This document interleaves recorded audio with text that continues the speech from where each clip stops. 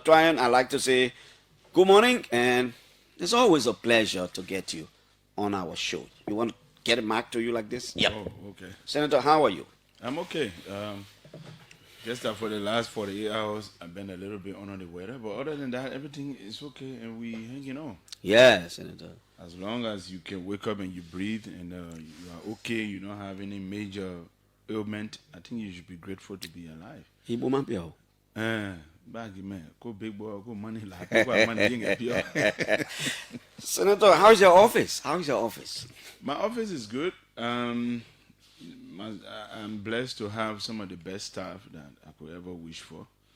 Very committed to the work.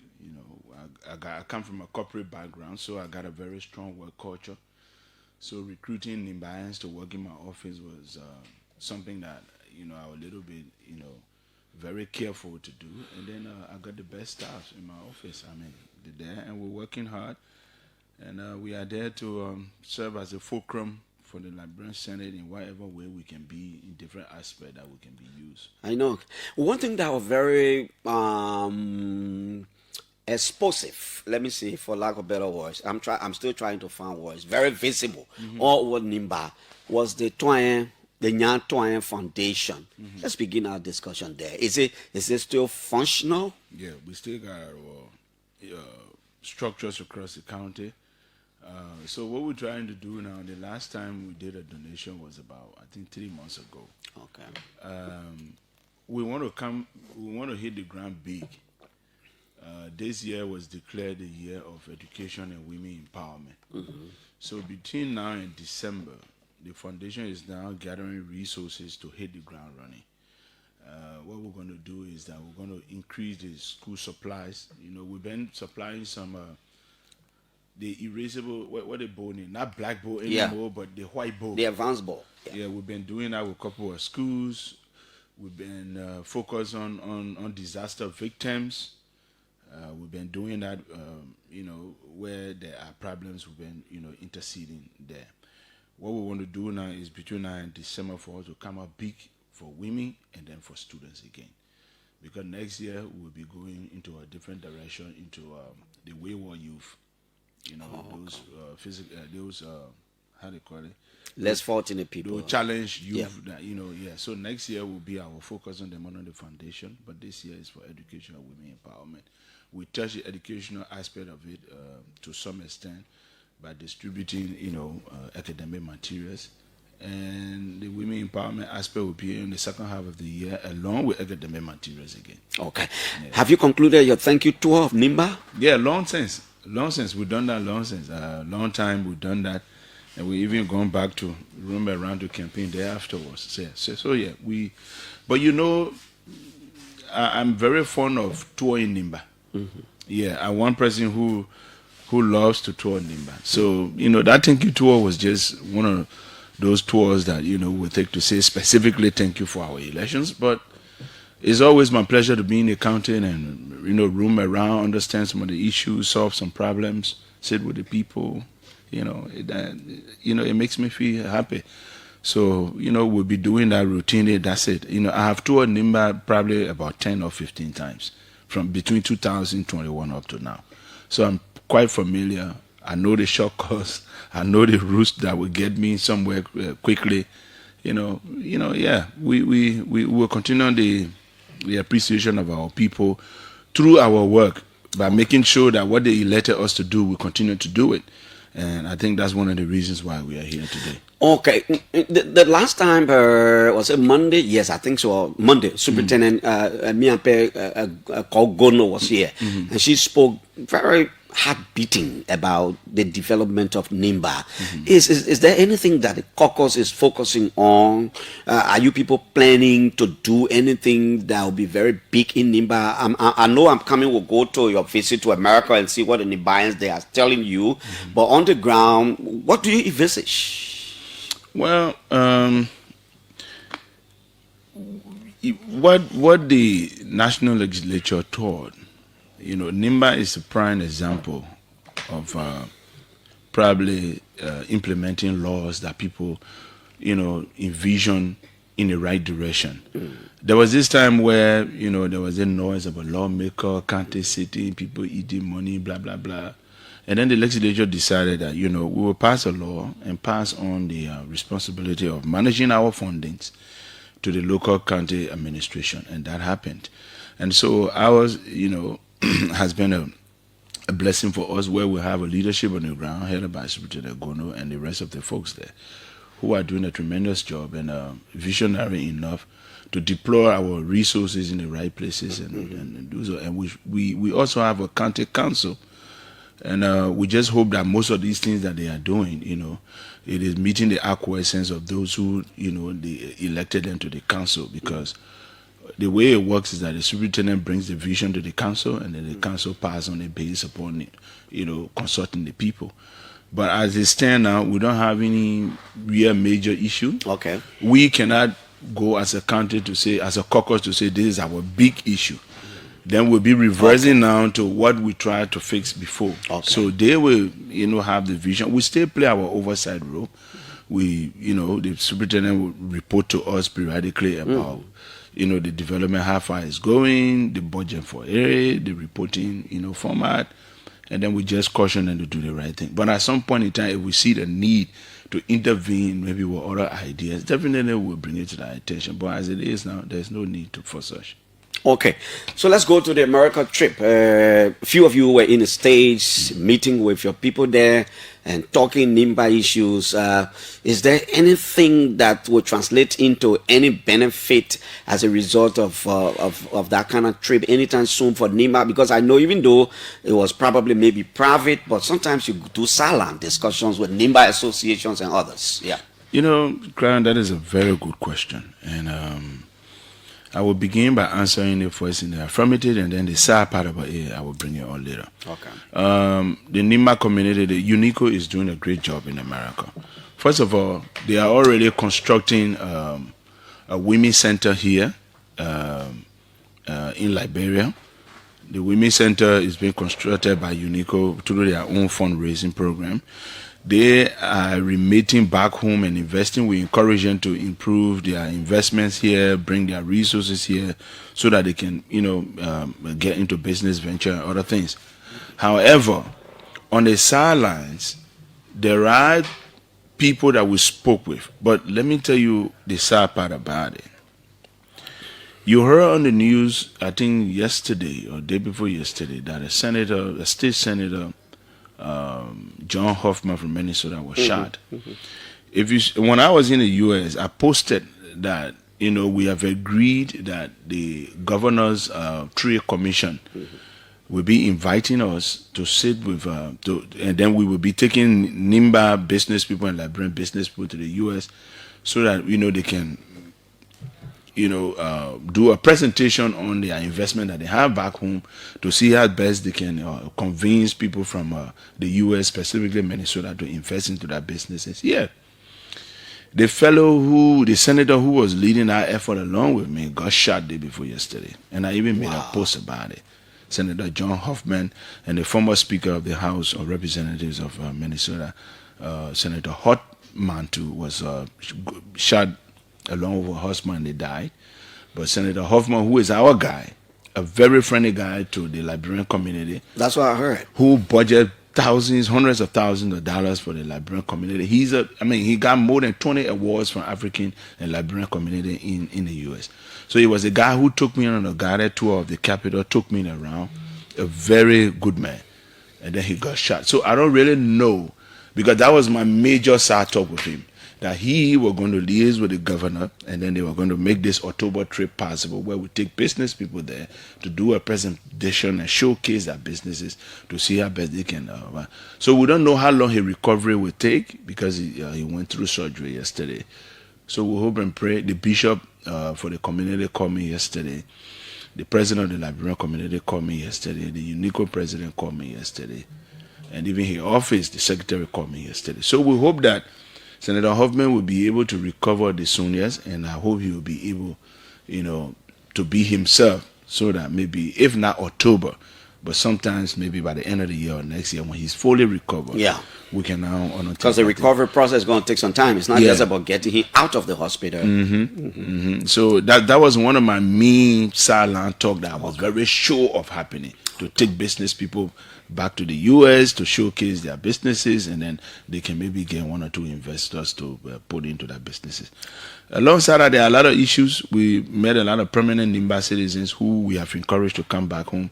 Many of them will be coming back, either November or December. And when they so do, we would like to bring them along for an interview so that they can tell you people what actually they brought for the people of Nimba and Liberia. Do they say to you? Did they say to you that they follow the politics back home, especially in Nimba? Are they concerned? Religiously. These people know more about even the politics back home than many people here. Okay. They know, when I made a comment, which village I went to, and what I said there, what song I sang on the campaign trail, who I was dancing with. They know all of these things. The internet has made the world a global village now. So that is it. Okay. Now let's move straight into something here, and that one will take a lot of time on it. I'm sorry, but I will take a lot of your time. It is the issue about the ArcelorMittal thing. And I'm sure as the radio stations are relaying this morning, that is the concern of the Nimba people. Thank you. Another time, Senator Twayen we speak, I beg your pardon, Senator Twayen will speak. Musa Belete will say, we stand with Senator Twayen. That is the voice of the caucus. The superintendent will come to talk. Another time, some of the young people in the county say they see it differently. Other young people were protesting when ArcelorMittal, they say Metal Steel should leave. Senator, what are the issues with ArcelorMittal and the leadership of Nimba, particularly maybe the caucus? But, that's the leadership because the superintendent share your view too. What's the issue? Let me sit and listen to you. Now, thank you, Clarence. And I hope those in Radio Land will actually give me a listening ear so that I can put this issue into perspective for people to clearly understand what we are talking about here. In 2003, during the Julie Bryan administration, when Liberia just took over around 2004-05, we were struggling with investment. Here, came Mittal still at the time. Given that we just came from war, we were very eager for any kind of investment. We went through a deal where we gave 25 years to ArcelorMittal to operate. The deal was not that bad, but we didn't take our time to do a lot of things, especially on the social development fund, on improving the livelihood of the surrounding or of the concession areas, and even to the extent whereby the issue of the general income that should come to the government. In 2006, when President Sally took over, she called for a review that was ratified in 2007. In that review, it articulated clearly, it was an improved version of the 2003-2005 MDA agreement with Mittal. Our point is, in 2030, ArcelorMittal contract with the government of Liberia to take iron ore out of Liberia will be over. They are now waiting, and which is universal. You don't wait until your time finishes before you come for renewal.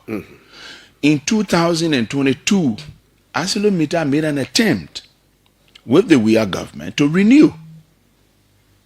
Yes, they did, for another 25 years. Now, when they got to when the ratification got to the House of Representatives, the House of Representatives commissioned several other audits and reports. Some of those reports, two of those reports were very, very, very, very difficult on ArcelorMittal. And it must be stated on record that in 2022 or 2023, the House of Representatives rejected the ratification of the ArcelorMittal extension. Let's get that clear, because of environmental issue and lack of, clear financial disclosure to the legislature, whereby a profit could be declared for dividend. That issue passed. They have come back on the drawing board again. The IMCC, the Interministerial Committee, is now working along with them to make sure that, they pass this deal before 2030, which is prudent enough. However, the Legislative Caucus of Nimba, 3 months ago, having heard that this deal was fast moving, that it was at the finishing stages whereby they were going to now pass it on to the president for onward submission to the legislature, we got alarmed because you know why? When concession agreements go to the national legislature, Clarence, they don't go there for you to correct certain things or you make input or you subtract things. You either pass it or you reject it. And given the fact that we are 11 lawmakers from Nimba, no matter how angry we are about a document, there's a likelihood that a multi-billion-dollar company like ArcelorMittal can outshine us and lobby with other people to pass it. It happened before. It happened in 2003 and 5. It happened in 2007 with the ratification. At some point in time, Nimba lawmakers even boycotted some of these hearings, but it didn't even yield. So our point now is, look, there are issues that we have had with the past agreement that you have violated. These violations must be corrected before we can even talk about the ratification of another 25 years. Thereby, we'll be giving ArcelorMittal 50 years. And the 25 years that they won, we have a geological report that suggests that the mine, as the pace in which it is mined now, within 30 years, the mountains in Nimba will be depleted. 50 years in the country, what do we have to show? What will we be reliant on to show our people that Yikepa was a mining town, for example? That this road passing through Zorowi and Bapa was leading to a multi-billion-dollar mining company. It is shameful. We are not blaming Mita entirely on as a company. We are also blaming the negotiators of the government, which is the IMCC, the Interministerial Committee on Concession. Our point here is the violations that have been going on, and then the non-compulsory land item within the MDA should be included, such as, number one. Before we go to that, what are the issues as per the ongoing or the current MDA that Metal should have done that it did not do? Good.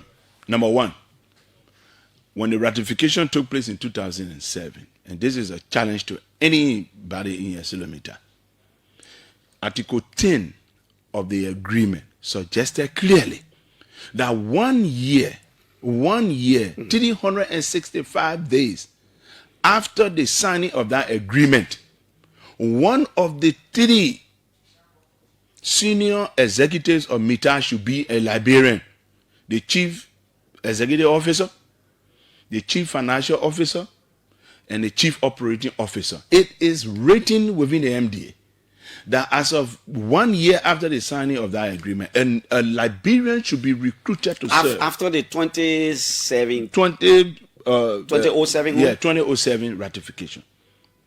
Up to now, many years later, decades later, we stay sitting here and we still got the 3 most senior people in ArcelorMittal as foreigners. That is a violation of the MDA. In the 2007 MDA agreement, prior to that, it was just there that they would provide scholarship for students to learn, what have you. It was articulated within that report that $200,000 will be spent every year for Liberian students, including Nimbayans, to go abroad for study. $200,000 is a lot of money to send a lot of kids to school. What happened, Clarence? Up to today, between 2007 and 2012, ArcelorMittal's own report to the Investment Commission and the LERTR, it suggested that they didn't pay any money in scholarship until 2012.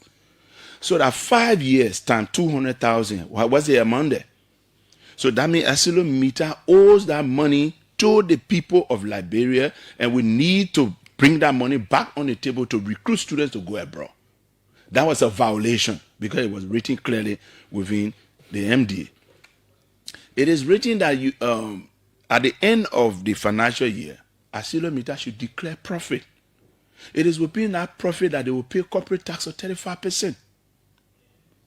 Up to today, we have never ever gotten dividend on profit. Because you know why?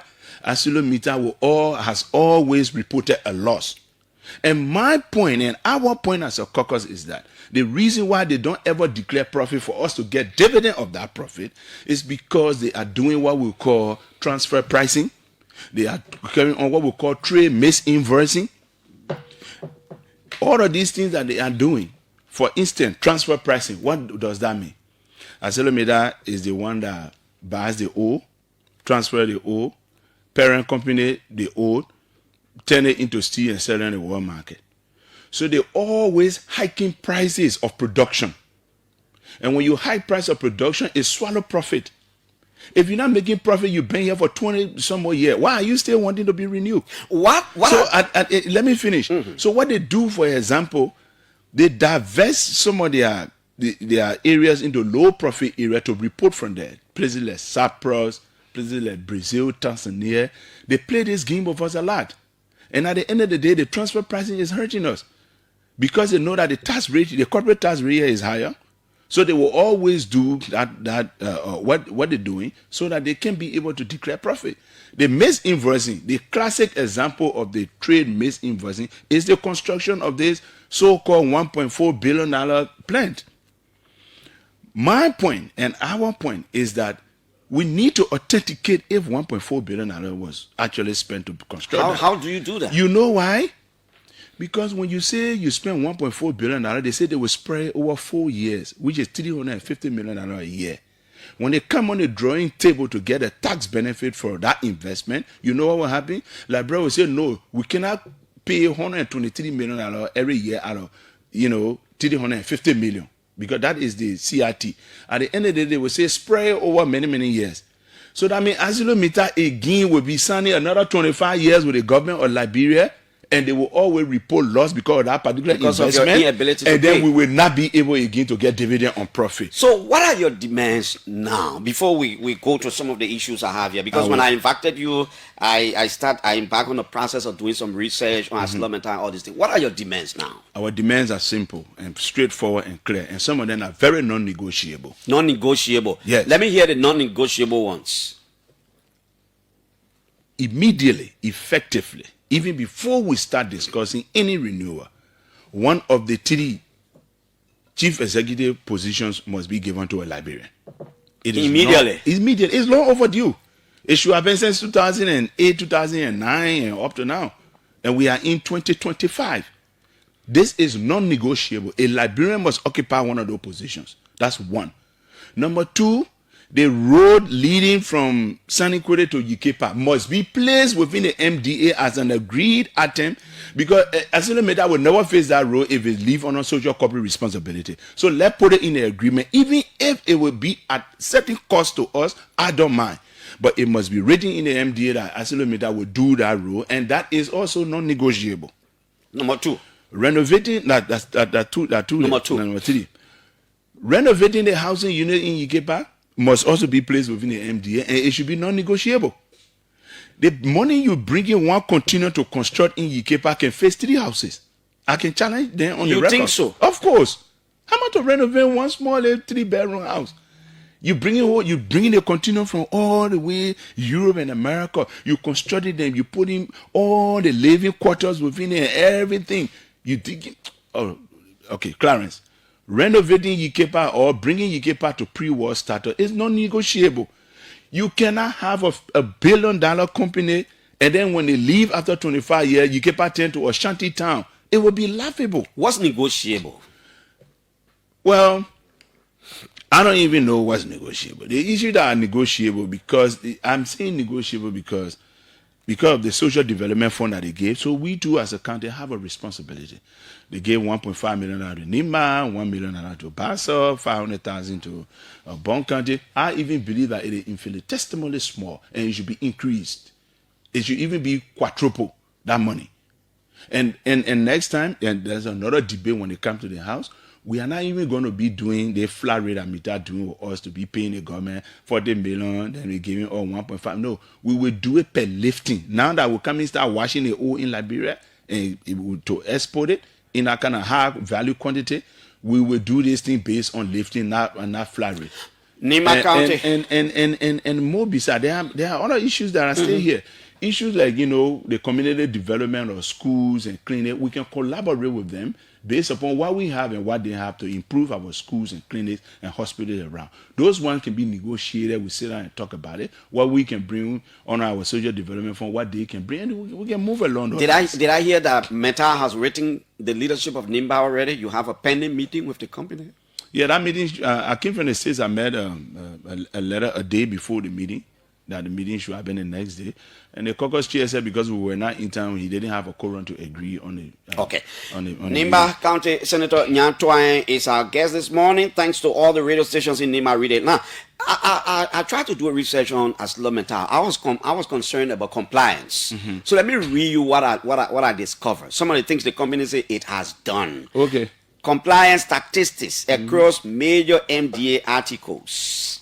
Compliance level, key performance data. For example, concession area, 14 environmental licenses acquired, 6 recalled encroachments into AML concession. They say they've been in full compliance of this one. Railroad and port development, 243 kilometers of railway rehabilitated, 2011, 7 locomotives in operation, 9 more ordered. Port infrastructure fully rehabilitated. They say they are in full compliance. Production and operation, substantive compliance. For the 8.9 million metric tons mined from 2011 to 2024, they say they want substantive compliance. Health facilities, 2 hospitals, Buchanan and Yekepa, with 59 staff, 18 million invested in hospital renovations. Listen, you, Senator, 18 million invested in hospital renovations, 14,000 plus annual patient case load. They say at least substantive compliance. In terms of security, 1,290 security personnel, 36 training sections on voluntary principles on security and human rights. They want to say they're in full compliance. One of the issues you continue to talk about is environmental management. They say 40 environmental monitoring reports submitted to EPA, 150,000 indigenous seedlings replanted, 1,785 farmers, tree in conservation. They want to say in progress. They say they comply in progress. Taxes and royalties. They say they're in full compliance as it relates to taxes and royalties. And local content, procurement, substantive compliance, employment and secondment, full compliance, training and capacity building, full compliance, and onward. I just wanted to pick up some of the things the company says it is in compliance with. Now, in the midst of all these things, is it possible for a discussion or possible dialogue? Beyond that, are we hearing that each of you Nimba lawmakers are requesting the company to give you $150,000, then you waive everything? God forbid. I mean, those are distractions. And the reason I don't waste my time to, discuss those kind of distractions, because this is the tactics that ArcelorMittal has used over the years. Instead of doing the right things, they go and pay people to carry on nasty propaganda against people who, pursuing it to do the right thing. So I'm not really moved about that. That's why I said in one of my posts that they've been bullying people, but they got the wrong guy this time around. And I'm going to stand up for this issue.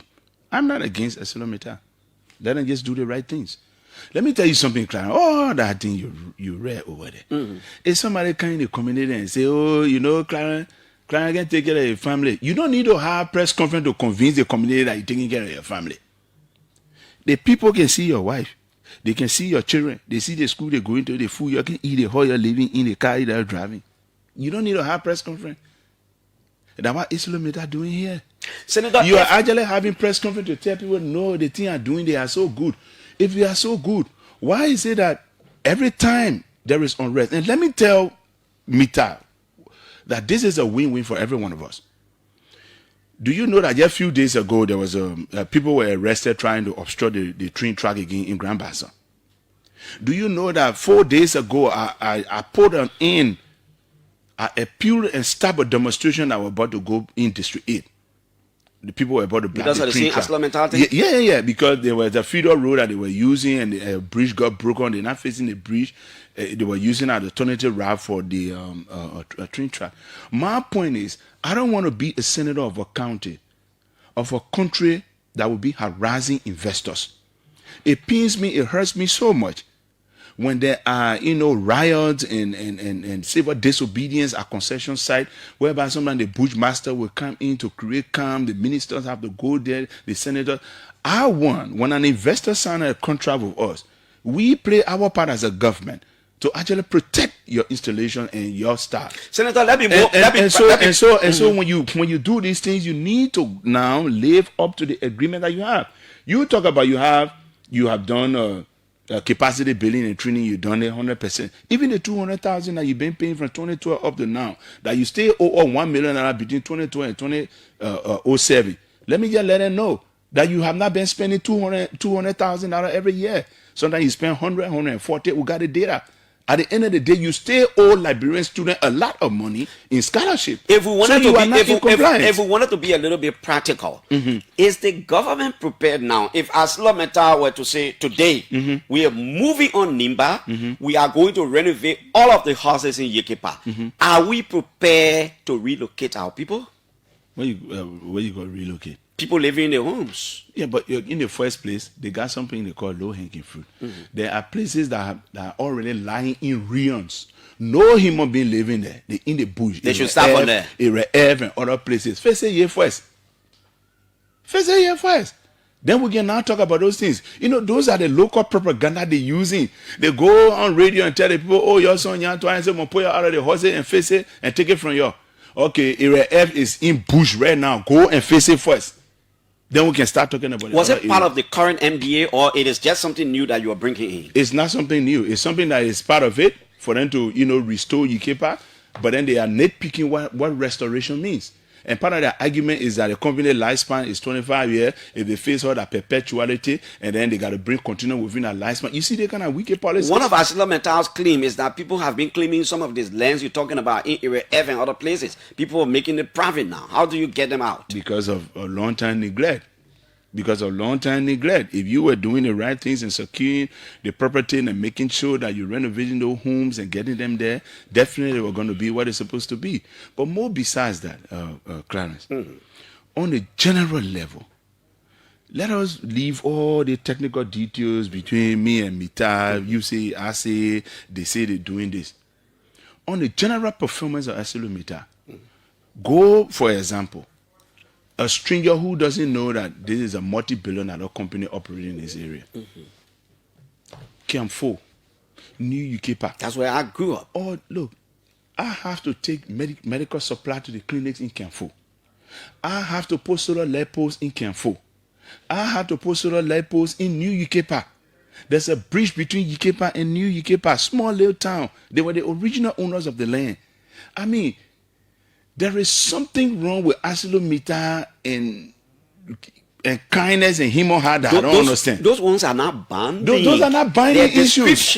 Those are not binding. They are discretional. So my point now is, the new MDA here, these little things that we overlook, they put it in the agreement to be binding because they are disgraceful. You think so? Yes, they are disgraceful. Go to Kiamfo. Oh, you say Kiamfo, yeah, the people living a lie. Oh, New Yekepa, yeah. You can overlook it. You can say it's not in the agreement. But look at Yekepa town itself. Why are you doing that? Even the very quota road that you met in Yekepa, they are all eating off. You are not replaced them yet. And your heavy machinery has damaged the entire town. What are you doing about it? What do you think is responsible for those? You met mess up and guest houses there. You have not even done anything about it. What do you think is responsible for those? I don't know. And that's why we're trying to find out and right the wrongs. And those who say, why now? This is the right time we'll have to do it.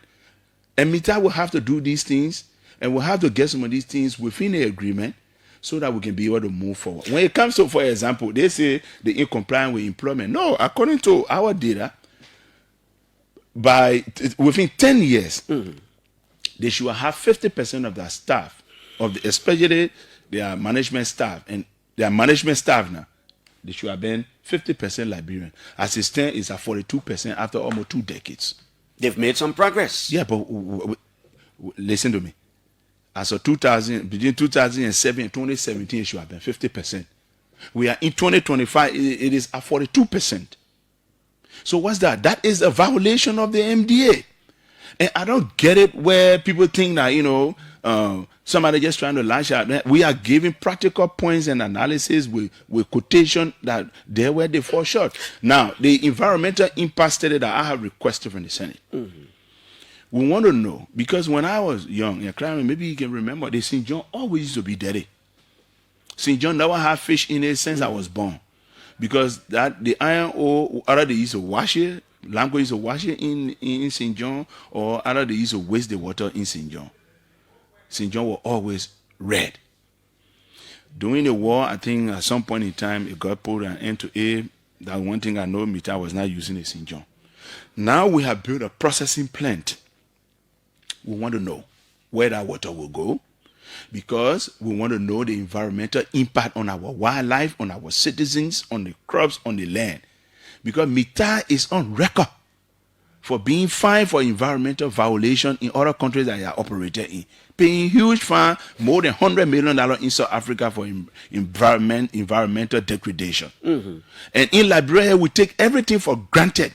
I mean, that's why that is now should be shifted on ArcelorMittal. No, that's true. On the government. But what do you think I have done? I didn't write ArcelorMittal. We wrote the EP. I saw your letter. Yeah. Now, on our system of government, the way our governance infrastructure is, the executive is responsible for negotiation, not the legislature. Of course. Somebody is sitting somewhere and saying, why is Senator Twayen and the others not directing more of their energies to the executive? This is where the whole thing will go. This is where it will start from. Whatever they want included into the upcoming agreement, let them go sit with the executive and have a conversation. So you see that a parable that is saying, they can say they were having a party. They say, oh, the most ugly animal here should go draw water and bring it. Let's wash our hands. We're eating. Babunja will go start beating everybody. We are dealing with the IMCC and Mittal together. Okay, that's what you mean. Yes. I mean, you know what the Interministerial Council on concession. We are blaming them as well as we are blaming Mittal, because these violations have been allowed to go on with impunity. What are NRC, Bureau of Concession, and Ministry of Mines been doing? These are our problems. We're taking issue with the people as well. Yeah, but there is always a collaboration between the legislature and the executive and the judiciary and all of the branches of government. Do you think it's good that the Nimba Caucus maybe have a launch meeting with the president, go to the president, start some discussions, and Mr. President, this is what we think? That is in the pipeline, but guess what? When you speak to the ministers to go in here, you know what they tell you? It is the president that has the authority to submit to you people. So it is in the pipeline. We've already contacted the executive mansion so that we can be able to have a meeting with the president as a caucus. We are not saying that we legislators should be on the table. No. But if you give us the green light about our points, we'll have a superintendent, we'll have a whole county administration that's part of the executive. They will go and sit with the IMCC and say these are the points of the people of Nimba, postulated by their representatives that they elected. And then you can see which one you can put through and which one can be negotiable for to move forward. Okay, let's move on, Senator. We'll now open the line. Nimba Senator Twayen is here in studio as our guest. We're talking more about the ArcelorMittal issue, because I thought it was good for us to spend some time here. We have a lot of radio stations in Nimba that is relaying us this edition of the show. Voice of Nimba, Radio Gompa, Radio Saklepie, Voice of Tapeta. And because we have a lot of stations in Nimba relaying, I would do the needful by opening a particular line for the Nimba County people. So if you're in Nimba County listening to any of the radio stations there, your number to call is 0886 458 902. 0886 458 902. But let me take Armstrong Gogba-Slekbo, who has just called. He takes exception to most of the things the caucus is saying. He sees it differently. Armstrong, out of courtesy, I have to pick this call because you are on the other side. It makes the conversation healthy. Let's hear you. Firstly, let me say thank you this morning for calling me, Clarence. I've been on the other side because we see that I didn't call you. Instead, you call. Am I correct? Yeah, I'll call you. So let's be honest with each other. I've been on the other side of the debate because the way the caucus have been proceeding from time to time. Over the period of 20 years, we have had no confidence in the caucus. even the current one led by Senator Twayen and the rest of the guys. If you check to Yekepa, if you check in Nimba country now, 30 million United States that have come to Nimba as a country over 20 years. There's nothing to show that this money was you. Currently, as we speak, the Caucus say they are running $4.1 million budget to the superintendent office, and that money they are using, which is more than even 3-4 ministry and agency budget. But you will still see nothing. And they are saying that the company is that way. So we sat with the company. We drew our plan for the community. We said, look, send these guys, most often they make their noisy maneuver and they stay with the company with no result. We took our 19 demand to the company, we negotiating with them, and they are taking it to the executive negotiation. Did you allow your leaders to see these things you're talking about? It was sent to them. It was sent to them. The 19 demands, what we want for the company was sent to them. Okay. We give it to Let them. me ask you a few questions, and I will hold you on the line for 1 more minute. Do you agree with Senator Twayen that the prefabricated materials that ArcelorMittal is bringing and people using in Nimba, it should not be the case? They should renovate Yekepa, the houses. That's why we are going back to the government to take that 30% share from ArcelorMittal, because in 2007, the government gave the housing facility and the railroad as their share of the company. So the company is part of government. So most of this discussion, we expect for our leadership to be the company is not part of government. The question I'm asking, do you think it's a good idea, instead of bringing prefab, renovate the buildings for the people to live in? That's one of the things we're demanding. We put it in our demand. We even demand that the new agreement should take into consideration 5 manager position for the affected community. So as affected community, our 19 counts is something that we need now. Okay, thank you. Let me go to the Nimba line. And folks, I apologize. We'll have to stay with the Nimba line for a few minutes, then we can take general calls. Hello? Good morning. Good morning, sir. Your name and which part of Nimba are you calling from? Because I assume you're calling from Nimba. Thank you so much. My name is Alexander Dido Jr. I'm the manager for Radio Zoget 88.1, which is in Palm City, Electoral District number 7. Okay, let's hear you, my brother. And also relaying the show this morning. Thank you so much. Thank you for the platform this morning, and I want to commend our honorable senator for the brilliant idea always posting to us in Nimba. But my question to him is that it should not be that the past leader, sometimes when they are so focused on such issue, at the end of the day they get a blind end zero, and at the end of the day everything can just be concluded. I hope it shouldn't be so. That's my question to him. Also a comment to him this morning. But before you go, don't go. Send you a journalist working there. Some of the things Senator Twayen has talked about here, is that how the people in the bound area are thinking too? Is that what he's saying? Actually, Twayen is the first time coming to the political area or to gain this kind of position as a president. But he's speaking always when he talk about rubber issue. No, that's not what I think. The things he's talking about, renovating the houses in Yekepa, ArcelorMittal, do this, do that. When you put the radio on, is that what the people can say on that thing? More people are talking about it here. More people are talking about it here. Thank you, my brother. So the Nimba line is 0886-458-902. 0886-458-902. Like I said, we'll stay with it for a few minutes. Good morning. Good morning, Brother Clarence. Good morning. Your name and which part of Nimba are you joining from? My name is Prince. I'm calling from Campley, district number 3. Campley. Let's hear you there from Campley. Thank you very much. I always listen to you, but I'm very sure that I really need the program. I listen to you on my Facebook page. Okay, so let's hear you now. I want to tell the senator, thank you. He said something about identifying Kamfu and Yekepa. I'm not discussing that ArcelorMittal because they always give me money. They are not doing anything with. So I'm kind of asking you, the city of Campley is very dark. From the company too. It's very, very important that we also hear from ArcelorMittal. But at this point, I have Julius J on the line. Local calls, I'm not taking any more calls. Julius, good afternoon. I'm saying good afternoon. Are you there, Julius? I'm here. Are you getting me? Yeah, okay, I was getting. So primarily the visit is just part of effort for the vice president to see 1 or 2 companies where Liberia can possibly select from among to get the yellow machines to our country. Is there any bidding process at the moment? Well, yes. According to the vice president and the officials on this trip, three companies, the 3 companies whose facilities they've come to see, they have put in unsolicited bids. The three companies have been able to put in the bid, but the government is clear that they cannot spend more than 22 million.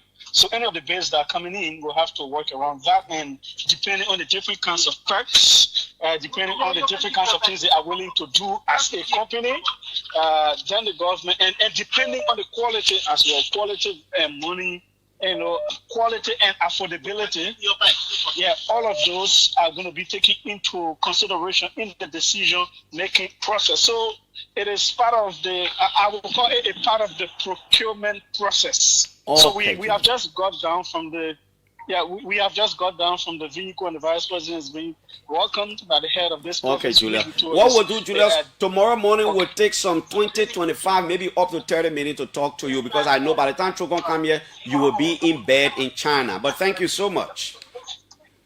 Yeah, I will see if I can speak with him, because it will be between 11 and 12. Okay, that will be okay. I will see if I can stay up. Thank you, Julius. Yeah. Julius J is with the vice president in China. Senator Twayen, thank you for allowing us to talk to Julius. We are back. You listen to the calls. Yeah, it's okay. It's also in the national interest. Mm-hmm. I listen to the calls, and I will begin with I just like to state clearly to the people of Nimba, allow us to do our job that you elected us to do. It becomes a little bit difficult when people are allowing themselves to be used by the very company that we are trying to push to do the best for you. And this is the tactics that this company has used for over 20 years now. They do the divine rule metal, pay community people to have press conferences. That thing somebody talking about, 19, blah, blah, blah. AML is a multi-billion-dollar company. I know their strength. They move around with small chicken change to people to carry on the narratives to make it seem that they're doing something. But in actuality, there's nothing going on in the concession areas. And that is the reasons why. And those are the reasons why we have made it our duty to ensure that most of those things that were left under the social corporate responsibility and the way and pleasure of the company are embedded within the MDA, so that we can hold them accountable at the end of the day. If we sign another 25 years with AML, with Mittal Steel, that would be 50 years in this country. Once you sign this agreement, you cannot take it back.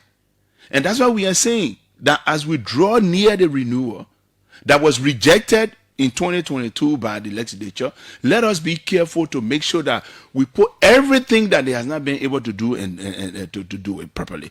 And the violations that they have carried out, like for instance positioning, one of the TD executives must be a Liberian. It should have been since 2008. That must happen before we even sit on the table.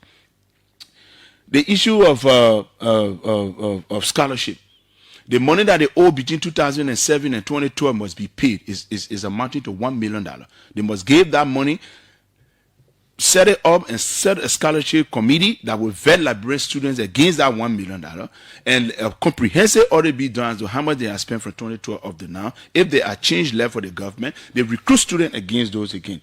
And we'll have to ensure that the issue of renovating Yikepa and bringing prefab material should stop. Let Yikepa be renovated. You cannot be taking people from hotel in Sanikwele and other places and carrying them to work. Why you can't just renovate your houses in Yikepa and let them live there?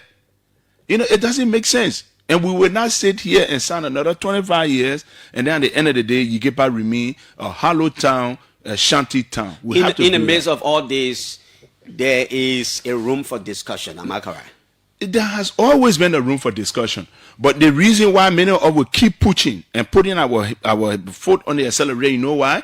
Mittal goes on attacking me, my personal character, calling me, accusing member of the Caucus force. They do that to shy people away. But you got the wrong guy. AML, you got me. And I will not, the more you try to bring personal attack instead of doing the right thing, the more every day I will be on your back along with members of the Caucus to ensure that these things happen. The issue of building the road from Sanikwele to Yikepa is not negotiable. We have to put it within the MDA. And I have stated here, even if it comes as a cost to us, cost sharing, I don't mind. But it will not be left with your way and pleasure. The issue of rehabilitating the roads, especially from Ban through Lao, Zan, all the way to Green Hill Quarry, that road should not be left with ArcelorMittal's way and pleasure. It should be part of the NDA to have a routine maintenance. The roads within the Yamen community, that houses ArcelorMittal, those roads must be put in the MDA for routine all year round maintenance. It should not be left at the ruins and caprice of ArcelorMittal. Senator, these are things that we are saying. Senator Twayen, I'd like to say thank you so much for coming. We'll always have these conversations because they're healthy for our democracy. We'll try to reach out to ArcelorMittal to see whether they send somebody to on the radio. Let's hear the company own, and at the end of the day, you will have to sit. You need ArcelorMittal needs you too. Both of you will have to sit around the table, but Nimba will benefit the way we see it. We are open to that, but let them know that there are certain elements that will be non-negotiable and some will be negotiable.